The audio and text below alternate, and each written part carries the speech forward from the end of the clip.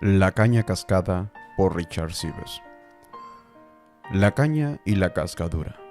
El profeta Isaías, alzado y transportado en las alas de un espíritu profético, atraviesa todo el tiempo entre él y la venida de Jesucristo en carne, viendo a Cristo presente con el ojo de la profecía y el ojo de la fe, lo presenta ante la mirada espiritual de los demás en el nombre de Dios con las siguientes palabras: He aquí mi siervo, yo le sostendré, mi escogido en quien mi alma tiene contentamiento. He puesto sobre él mi espíritu, él traerá justicia a las naciones. No gritará ni alzará su voz, ni la hará oír en las calles. No quebrará la caña cascada, ni apagará el pábilo que humeare. Por medio de la verdad traerá justicia. Isaías 42, 1 al 3. Mateo afirma que estas palabras ahora están cumplidas en Cristo. Mateo 12, 18 al 20. En ellas se exhibe, en primer lugar, la vocación de Cristo a desempeñar su oficio, y en segundo lugar, la manera en que lo desempeña. La vocación de Cristo. Aquí lo llama su siervo. Cristo fue siervo de Dios, pues rindió el servicio más formidable que ha habido, un siervo escogido y selecto que hizo y sufrió todo por comisión del Padre. En esto podemos ver el dulce amor de Dios por nosotros, en que considera la obra de nuestra salvación efectuada por Cristo como su mayor servicio y en que quiso colocar a su amado Hijo unigénito en ese servicio. Bien puede anteponer las palabras «He aquí» para elevar nuestro pensamiento a la cúspide de la atención y la admiración. En los tiempos de tentación, las conciencias aprensivas fijan tanto la mirada en la dificultad presente en que se hallan que necesitan que se les despierte para contemplar a aquel en quien pueden encontrar descanso para sus almas angustiadas. En las tentaciones, lo más seguro es no mirar nada más que Cristo, la verdadera serpiente de bronce, el verdadero Cordero de Dios que quita el pecado del mundo. Juan 1:29. Este objeto salvador ejerce una influencia consoladora especial en el alma, sobre todo si no solo miramos a Cristo, sino también a la autoridad y el amor del Padre en él. En todo lo que Cristo hizo y sufrió como mediador, debemos contemplar a Dios reconciliando al mundo en él. Segunda a los Corintios 5:19.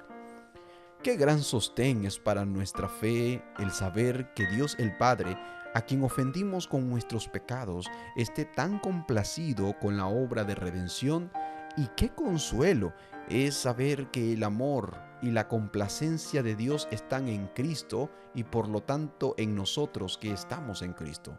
Su amor está en un Cristo completo, tanto místico como natural, pues Dios lo ama a Él y a nosotros con el mismo amor. Por lo tanto, abracemos a Cristo, al amor de Dios en Él, y cimentemos nuestra fe sobre la base segura de un Salvador tan grande que tiene una comisión tan noble. Veamos aquí, para nuestro consuelo, el dulce consenso de las tres divinas personas. El Padre le da una comisión a Cristo, el Espíritu lo equipa y lo santifica para cumplirla, y Cristo mismo ejerce el oficio de mediador. Nuestra redención se basa en el consenso de cada una de las tres personas de la Trinidad. ¿Cómo Cristo desempeña su vocación? Nuestro texto dice que lo hace modestamente, sin hacer ruido ni levantar polvo con una venida aparatosa como suelen hacerlo los príncipes. No hará oír su voz. En verdad, sí hizo oír su voz. ¿Pero qué voz? Venid a mí todos los que estáis trabajados y cargados. Mateo 11:28. Es cierto que gritó, pero ¿qué gritó? A todos los sedientos venid a las aguas. Isaías 55:1. Y así como su venida fue modesta, también fue apacible, lo que expresa en las siguientes palabras: no quebrará la caña cascada ni apagará el pábilo que humeare. Por lo tanto, vemos que aquella condición de aquellos con los que debía tratar era la de cañas cascadas y pábilos que humeaban. no de árboles, sino de cañas, y no de cañas enteras, sino de cañas cascadas. La iglesia es comparada con cosas débiles, como una paloma entre las aves, una viña entre las plantas, las ovejas entre las bestias, con una mujer que es el vaso más frágil. Los hijos de Dios son cañas cascadas antes de su conversión y muchas veces después de ella. Antes de la conversión, todos, excepto los que crecen en la iglesia y a Dios le place mostrar gracia desde la niñez, somos cañas cascadas, aunque en diferentes medidas según Dios estima conveniente. Así como hay diferencias en cuanto a temperamentos, dones y estilos de vida, también hay diferencia en la intención divina de usar a las personas en el futuro. Por lo general, Él las vacía de sí mismas y las vuelve nada antes de usarlas en grandes servicios. ¿Qué es estar cascado? La caña cascada es una persona que por lo general se halla en alguna miseria, como los que acudieron a Cristo buscando ayuda, y que movida por esa misma miseria llega a ver que es causada por el pecado. Es por muchos que sean los pretextos del pecado, estos se acaban cuando estamos cascados y quebrantados. Dicha persona es sensible a su pecado y miseria, incluso al punto de llegar a cascarse, y como no ve ningún socorro en sí misma, está dominada por el deseo incansable de ser abastecida por otro y tiene algo de esperanza, esperanza que la eleva ligeramente de sí misma a Cristo, aunque no se atreve a afirmar que ya ha recibido misericordia. Esta chispa de esperanza es combatida por las dudas y los temores que surgen de la corrupción, lo que convierte a la persona en un pábilo que humea. De modo que estas dos imágenes en conjunto, la caña cascada y el pábilo que humea, conforman el estado de una sola persona angustiada.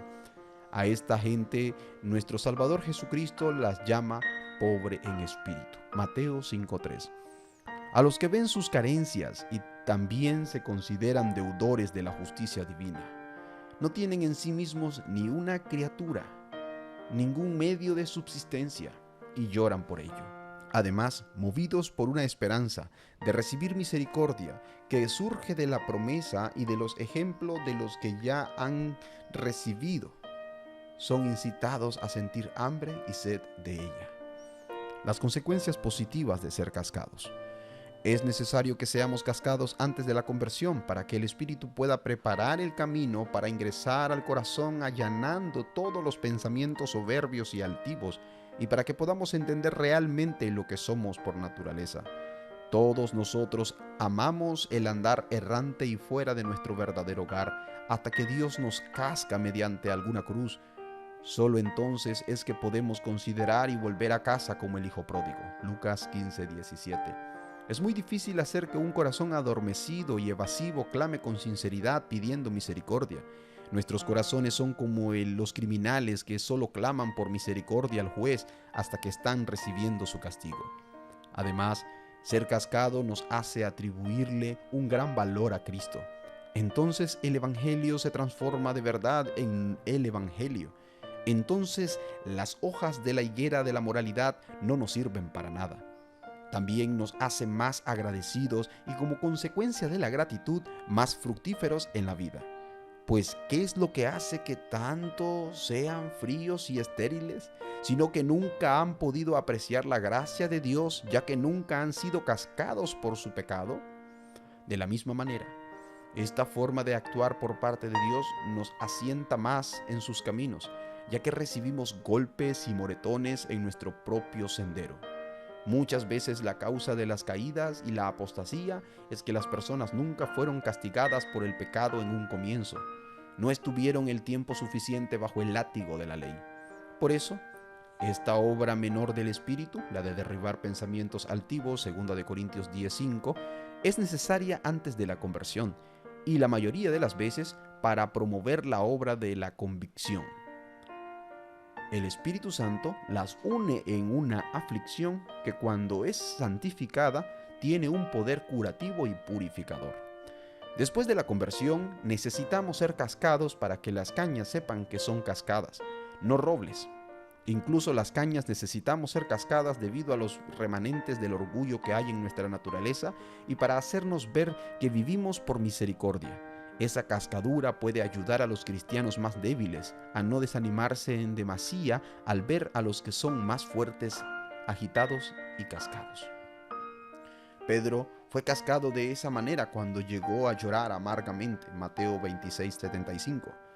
Antes de ser cascada, esa caña tenía más aire de sustancia en su interior cuando dijo, antes de ser cascada, esa caña tenía más aire de sustancia en su interior cuando dijo, aunque todos se escandalicen de ti, yo nunca me escandalizaré. Mateo 26:33.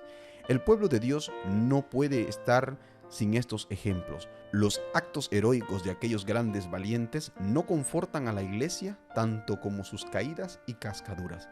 Así también fue cascado David hasta que confesó libremente con un espíritu sin engaño. Salmos 32, 3 al 5. Es más, sus dolores aumentaron en su propio sentir hasta llegar al dolor supremo del abatimiento de huesos. Salmos 51, 8. De igual manera, Ezequías alegó que Dios había molido sus huesos como un león. Isaías 38, 13. Asimismo, Pablo, el instrumento escogido, requirió de un mensajero de Satanás que lo abofeteara para que no se exaltara desmedidamente. Segunda de Corintios 12:7. Todo esto nos enseña que no debemos juzgarnos a nosotros mismos ni juzgar a los otros con demasiada dureza cuando Dios nos ejercita cascándonos una y otra vez. Debemos ser conformados a nuestra cabeza Cristo, quien fue molido por nuestros pecados, Isaías 53:5, para que sepamos cuán ligados estamos a Él. Las almas impías que ignoran los caminos por los que Dios lleva a sus hijos al cielo, condenan a los cristianos de corazón quebrantado, tildándolos de personas miserables. Pero Dios está haciendo una obra clemente y buena en ellos. No es sencillo llevar a un hombre de la naturaleza a la gracia, y de la gracia a la gloria, pues nuestros corazones son más rígidos y obstinados.